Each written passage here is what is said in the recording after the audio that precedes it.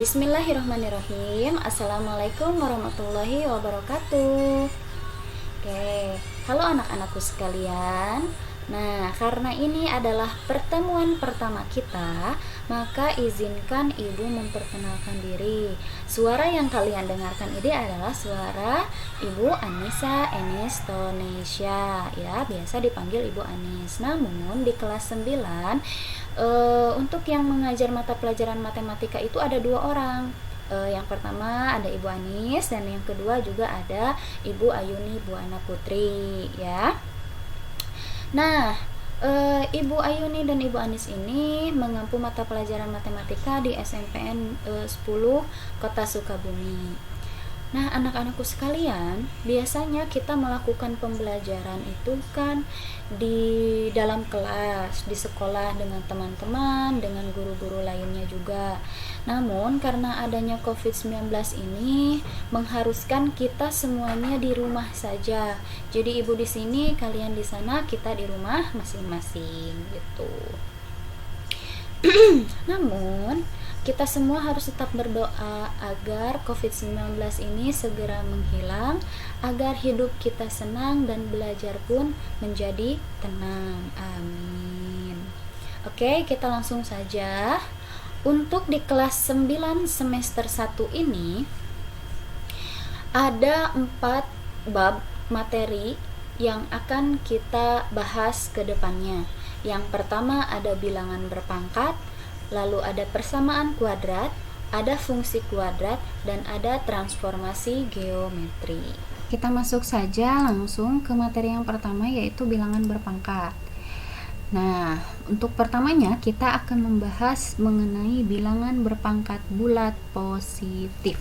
Pada judul ini kita ada 3 poin yang harus diingat kembali. Ada bilangan bulat positif, ada bilangan bulat, dan ada bilangan berpangkat, ya.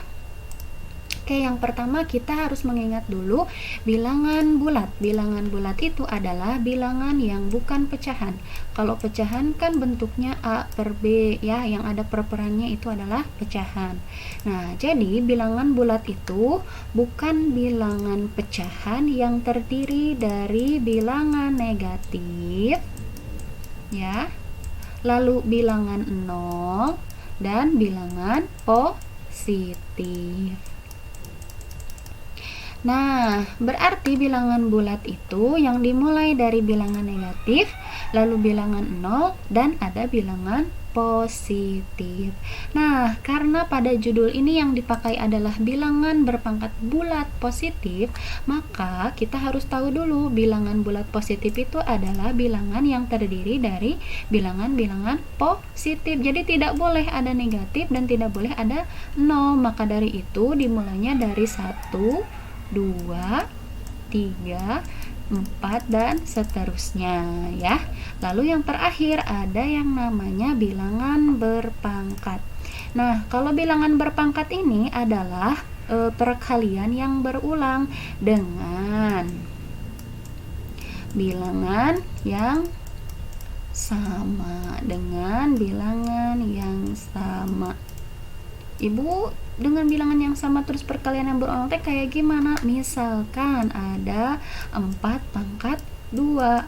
Nah, ya, 4 ini sebagai bilangan pokoknya, 2 ini sebagai berapa kali harus mengkalikannya. Di sini 4 dikalikan 4, ya, sebanyak 2 kali. Lalu misalkan seperti ini kayak gimana, Bu? 1 kali 2 kali 3, ini juga perkalian yang berulang, tapi kalian lihat ini bilangannya sama atau tidak.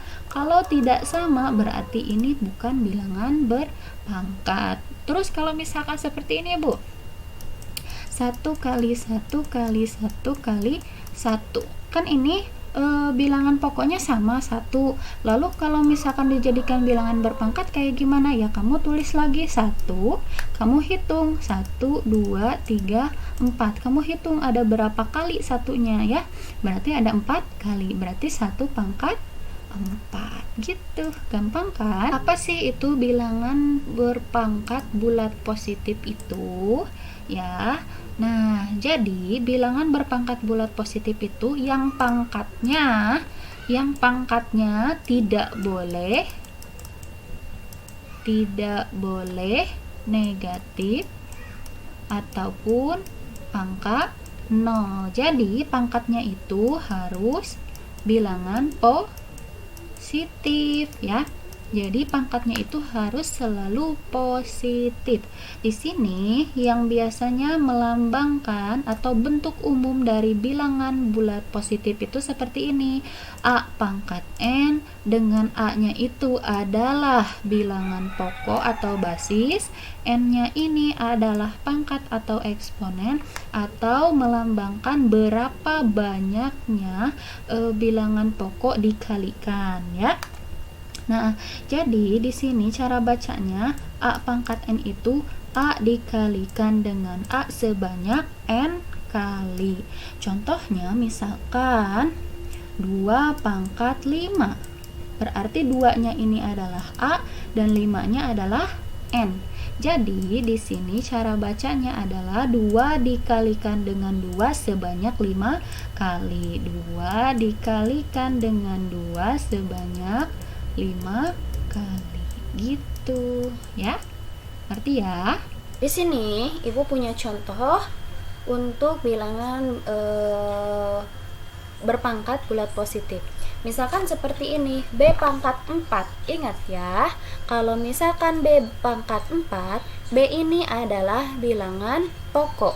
4 ini adalah berapa kali perkalian itu diulang. Berarti kita tuliskan di sini B dikali B dikali B dikali B.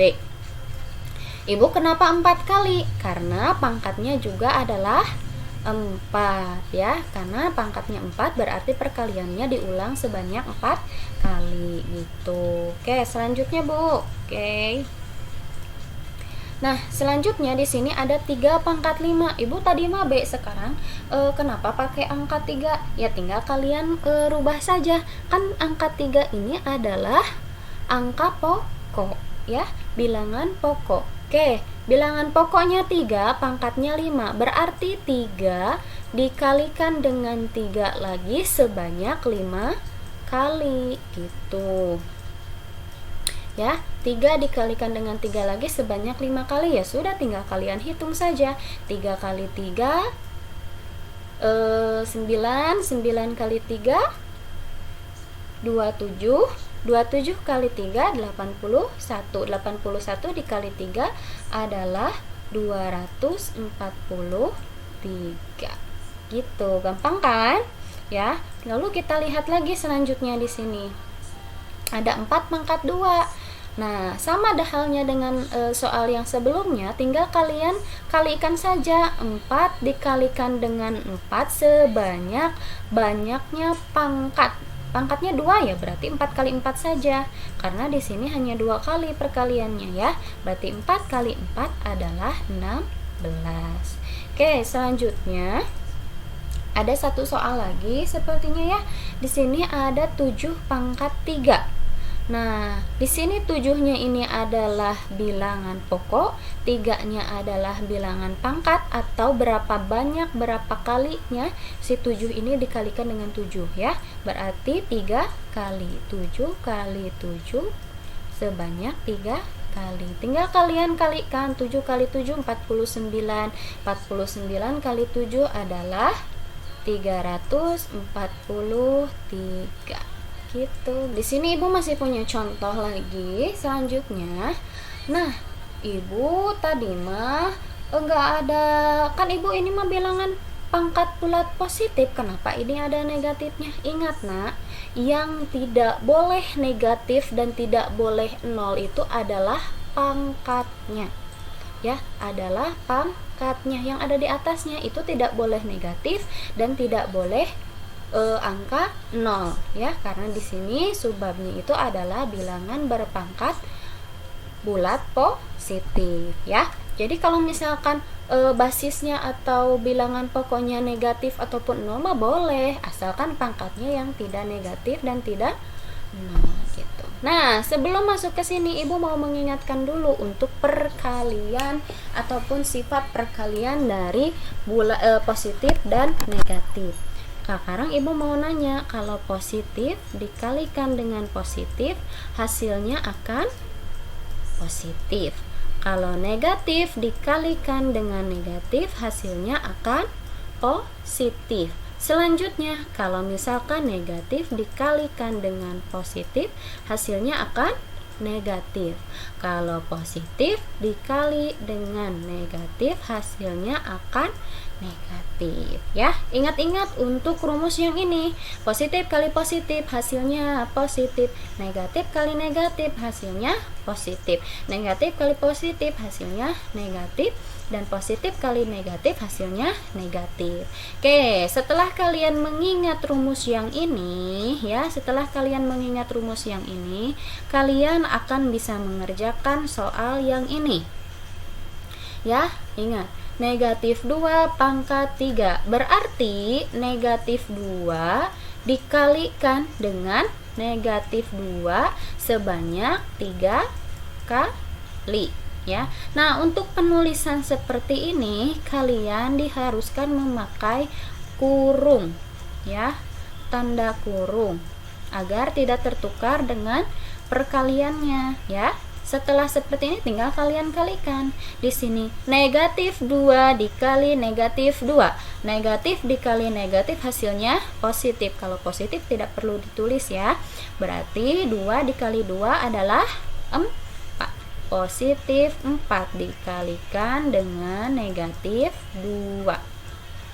Oke, selanjutnya 4 dikali negatif 2. Positif dikali negatif, hasilnya negatif. Tulis dulu negatif, baru kalian kalikan. 4 kali 2. 4 kali 2 adalah 8. Gampang kan? Oke, selanjutnya masih ada contoh soal. Lah, Ibu, kan ini sama aja, negatif 2 pangkat 3. Oke, kalian lihat di sini, ya.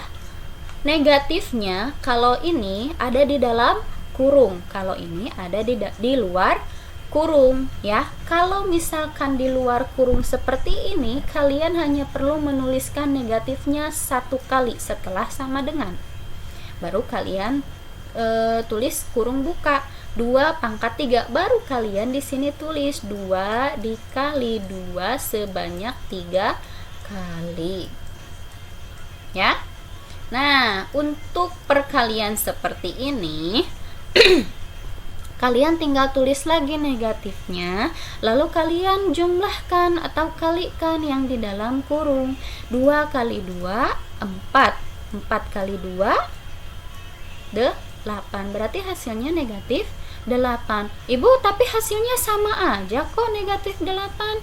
Nah, di sini karena kalian melihat pangkatnya itu ganjil. Kalau misalkan sekarang dirubah menjadi pangkat pangkat genap, ya, karena ini 3 ganjil 4 genap. Oke, kita buktikan di sini bagaimana nanti hasil akhirnya. Nah, karena ini negatifnya di dalam, berarti kalian harus menuliskan negatifnya 1 per 1 sebelum angka 2. Oke, berarti di sini negatif 2 dikalikan dengan negatif 2 sebanyak 4 kali, ya.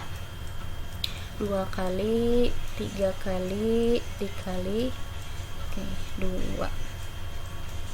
Nah, tinggal kalian kalikan lagi. Negatif 2 dikalikan dengan negatif 2, hasilnya positif 4. Lalu di sini dikali, tulis dulu ya. Lalu ini kalikan lagi. Negatif 4 dikalikan dengan negatif 4. Negatif 2 dikalikan dengan negatif 2, hasilnya positif 4. Nah, di sini karena positif dikali positif, hasilnya akan selalu positif. Berarti 4 kali 4 adalah 16. Nah, kita lihat untuk melihat perbandingan antara negatif di luar kurung dengan di dalam kurung, kita lihat satu contoh soal lagi.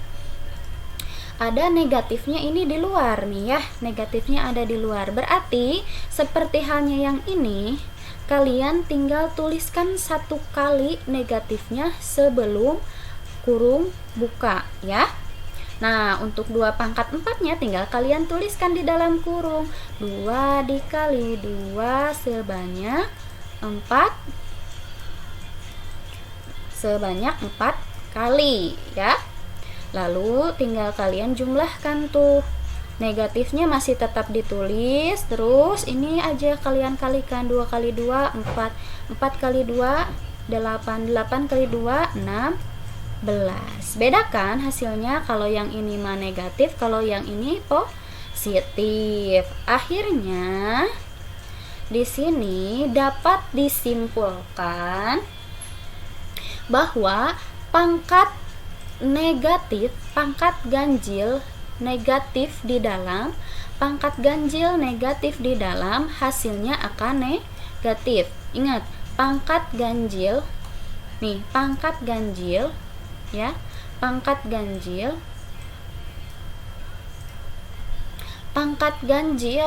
dengan negatif di dalam hasilnya akan negatif nih ya, hasilnya akan negatif. Pangkat genap negatif di dalam, pangkat genap nih, pangkat genap dengan negatifnya di dalam, ini genap ya, angka 4. Pangkat genap dengan negatif di dalam hasilnya akan positif ya. Berarti selanjutnya pangkat negatif di luar hasilnya akan selalu negatif nih, akan selalu negatif. Pangkatnya di luar nih, pangkatnya negatifnya di luar nih. Negatifnya di luar kurung berarti hasil akhirnya akan selalu negatif gitu. Gampang sekali kan ya. Nah, untuk pertemuan kali ini mungkin cukup sekian ya, nggak usah banyak-banyak, takutnya kalian olab nanti sama mata pelajaran matematika ya. Kita sedikit-sedikit saja, asalkan kalian mengerti dan kalian mau belajar, dan silahkan bertanya apa yang belum kalian mengerti, atau boleh komen di bawah ini untuk menanyakan bagaimana cara selanjutnya ya. Oke, untuk mata pelajaran matematika di kelas Bu Ayuni ataupun Ibu Anissa, silahkan kalian rangkum materi setiap pertemuan ya di buku khusus catatan matematika. Karena buku catatan matematika ini akan dikumpulkan sebelum PTS ataupun penilaian tengah semester. Jadi syarat untuk melakukan PTS, kalian harus mengumpulkan buku yang di dalamnya sudah tercatat rangkuman materi secara lengkap. Oke, enjoy and good luck. Sampai berjumpa lagi di pertemuan selanjutnya. Wabillahi taufiq wal hidayah. Wassalamualaikum warahmatullahi wabarakatuh.